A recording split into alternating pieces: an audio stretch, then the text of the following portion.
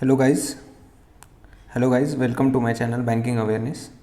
सो परसों मेरा NICL AO का प्रीलिम्स का पेपर था, तो उसका मैं एनालिसिस आपको देना चाहता हूँ।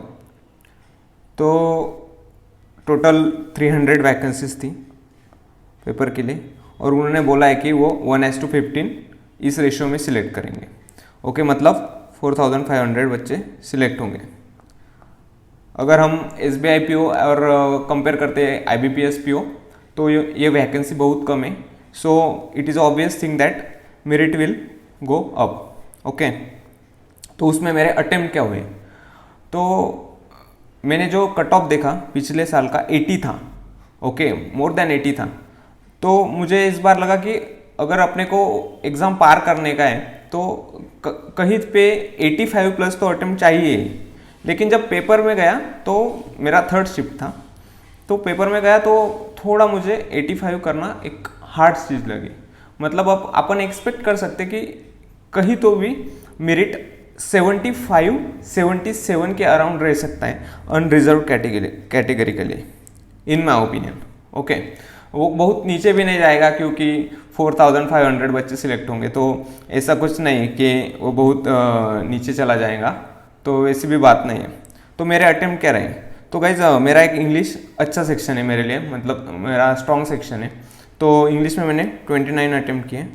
ओके, उसमें 25 क्वेश्चन सिंपल, और जो 4 या 5 क्वेश्चन थे वो ट्रिकी लेवल के थे।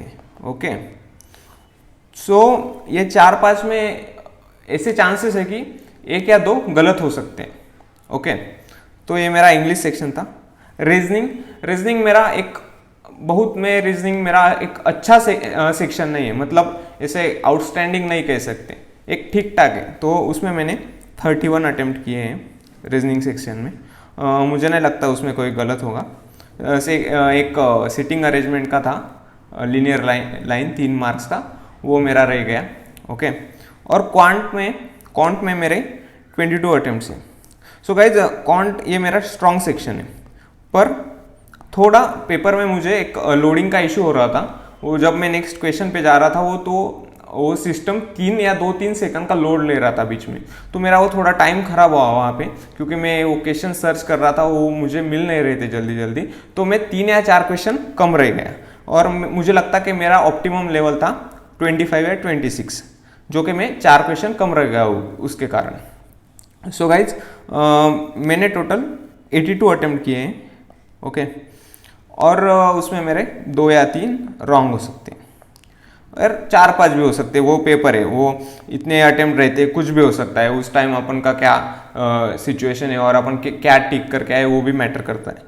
तो ऐसा था मेरा पेपर, और अब मुझे बताना है कि कितने अटेम्प्ट सेफ रह सकते हैं और कितनी एक्यूरेसी चाहिए। तो मेरे हिसाब से पेपर थोड़ा हार्ड था, मतलब हार्ड नहीं कह सकते, लेकिन एज कंपेयर टू पिछले वाला जो पेपर था, मैंने 2-3 जगह पे देखा कि लोगों ने बताया था कमेंट्स में। 2018 के एनालिसिस पे गया था, जो बहुत सारे इंस्टीट्यूट रहते वो एनालिसिस करते, तो कमेंट में मैंने पढ़ा था, तो कुछ लड़कों के काउंट में 28-27 ऐसे भी अटेम्प्ट थे। लेकिन इस बार वो बात नहीं है।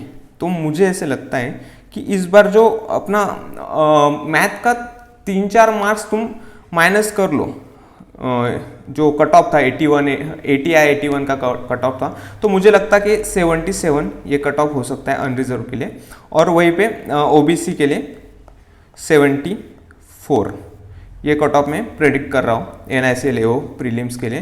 तो अब देखते हैं कि आगे क्या होता है। अगर आपको कोई फर्दर कोई चीज़ पूछने की है तो आप पूछ सकते हैं। So thank you so much guys, बस इतना ही।